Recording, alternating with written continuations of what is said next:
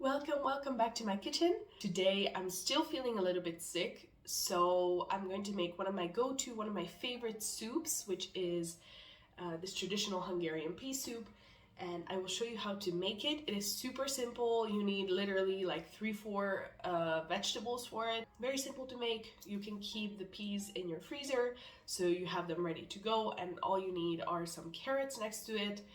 In Hungary, we use some white carrots, which I do not have today, so I'm going to skip that because I'm just going to use whatever I have at home. So let's get started. For today's soup, you will not need many ingredients. The three main ingredients that I'm going to be using are an onion, some carrots, and I'm just going to use the leftovers. So I'm going to be chopping these. And of course, some peas. That is the main ingredient, of course. It's pea soup, and I've just got some frozen ones today. But often I do buy the one in a can, or actually not in a can. I like to just buy them in the glass jars. And then we will need a couple of ingredients to make the pasta inside of the soup, or you can just throw in some dried pasta that you have at home as well. One other thing is I have a lot of different knives, but for some reason this is just the one I love the most. I don't know. I like knives that are a bit lighter to hold, that are not so heavy. That's just me.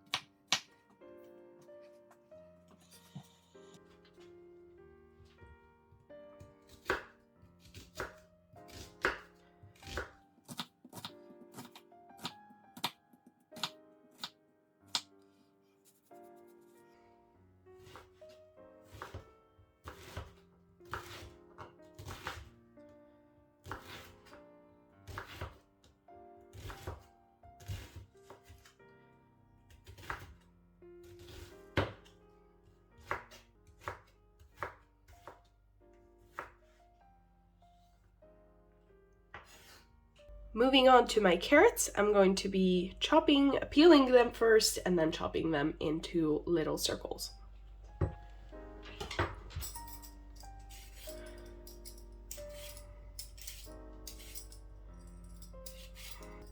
This carrot is so strange. You see this like break in there? Well, just has to wait for me to get it chopped.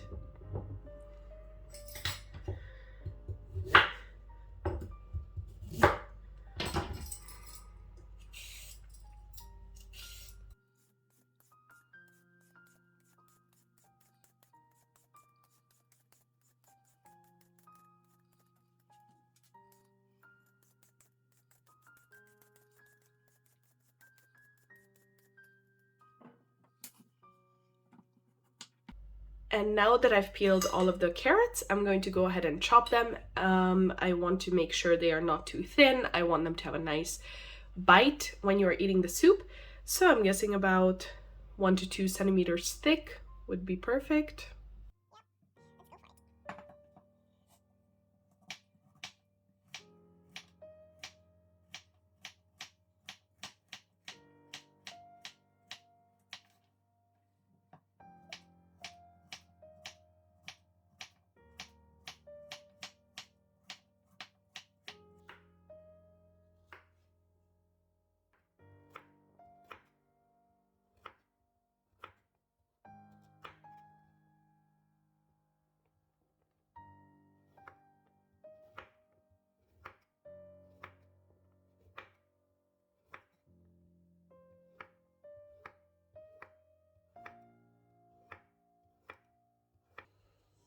When the oil is nice and warm, then I will put in all of the chopped onions. Just get everything out of the plate. And I'm gonna lower the heat actually to low, medium, low, because we do not want them to burn. We want them to get nice and soft and glassy.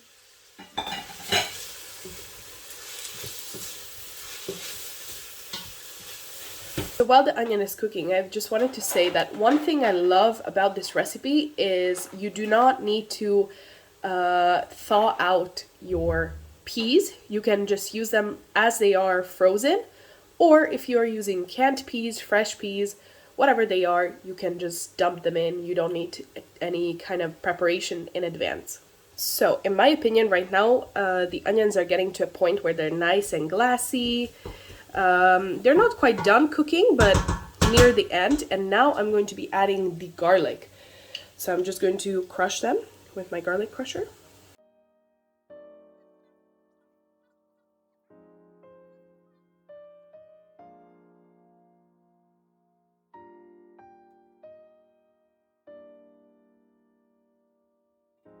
I'm not going to cook it for much longer because I do not want the garlic to burn in here. I don't want it to get bitter. I just want some of the flavors to be extracted.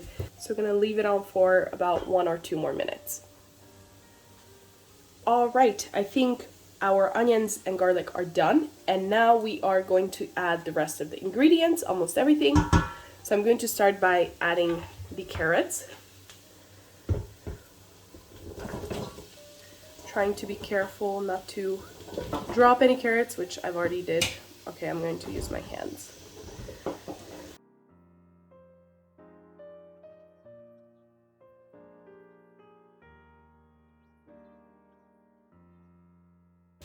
Beautiful.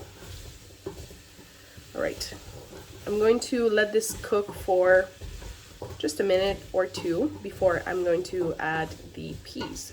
I'm going to pour in all of my beautiful peas. I just used about 450 grams, and we're going to mix this. Again, I'm still keeping the heat to medium, so you don't have to change that in any way. Now I'm going to add a few different things. First of all, I'm going to be adding some flour. I'm going to add about 1 to 2 tablespoons of flour on top of everything. Just throw it in. Yeah, about 2 tablespoons. And then I'm going to add about another tablespoon of paprika powder. This is nice and red. This was made at home, homemade by my grandmother. Okay, I'm going to add a tiny bit more, just like that. We use a lot of paprika in Hungarian kitchen. And I'm gonna mix it really well, lower the heat a little bit because we don't want the paprika to burn. And what I am looking for now is for the flour to coat everything. Oh, I could have added a little bit less flour, but that's not an issue here. Okay, so this is what it should look like. It should look like the flour and the paprika have coated my vegetables. Now I'm going to pour in the water.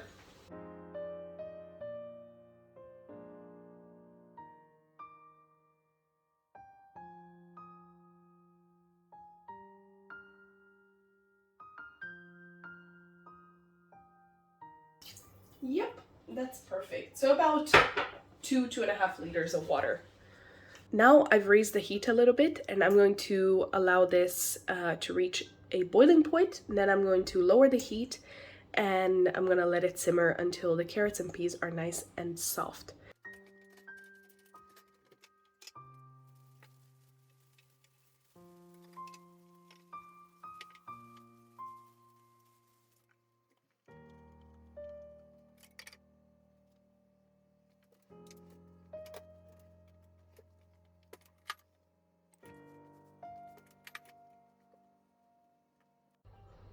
Of course, one of the most important things for me is that I am cooking in a clean kitchen. So I've just washed all of the dishes here and I'm letting them dry. And the other things I've put in the dishwasher.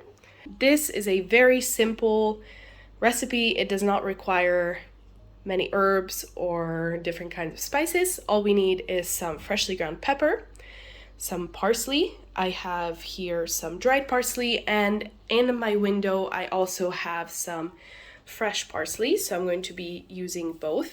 I've already added my ground pepper. I'm gonna go ahead and add a little bit more. There we go. I like to add most of the salt at the end, but I'm going to add about a teaspoon at this point in time. Do not be alarmed, my salt looks like this because it's pink Himalayan salt, and this one is quite dark. To bring out that sweetness of the pea, I like to add some sugar, and I'm gonna add about 2 teaspoons in here. Depending on how much water you have, you can even add more or less. Now I'm going to chop up some fresh parsley and add it in here. And here we have the fresh parsley. Here we go. Of course, for me that was not enough, so I'm gonna add a bit more. Not too much, just a bit. Here I've prepared everything to make the pasta. It is quite simple to make. You just mix everything together, all the ingredients.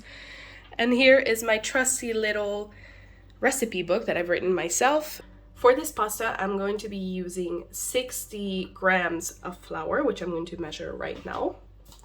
Just all-purpose flour, nothing special. Let's tare this. There we go. So approximately 60 grams. The important thing is that the flour and the butter are the same amount.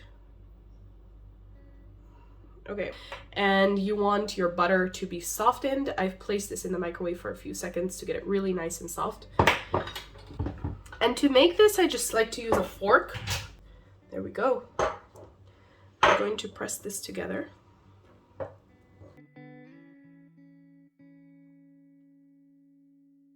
And once this is a bit more incorporated, doesn't have to be perfect, you can crack in 1 egg.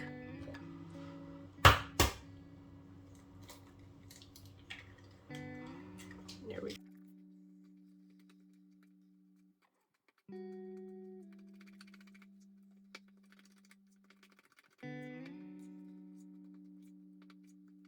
All right, so this dough looks quite nice for me. Now I'm going to add some salt, my Himalayan pink salt. Not gonna add too much, just a bit. My camera just stopped recording, but I've just added some salt, some pepper, and I'm going to add parsley. You can of course add fresh parsley. I'm just going to add dry parsley. And the dough has a very nice texture. You can see it is nice and buttery. It almost looks like just butter. Beautiful. Beautiful, beautiful, beautiful. I've just tasted the soup. I've adjusted the salt in it, and I've tasted the carrots. They are almost finished. The bigger carrots are a little bit more crunchy, but that is okay. We're gonna keep this on the stove, but now we're gonna be adding the pasta that we've just made, and we are going to be adding it to the soup using a little teaspoon, and I will show you how. The first thing I do, I dip the little teaspoon into the hot soup to get it nice and warm, and then I'm just taking the teaspoon and dropping in the pasta, just like that. The hot and wet spoon is going to help with the sticking of the pasta to the spoon. And just like that. We can put some bigger ones. Some people like the big ones. And I'm gonna take this down a little bit because I don't want it to be boiling too much. I just want to see some small bubbles on the surface.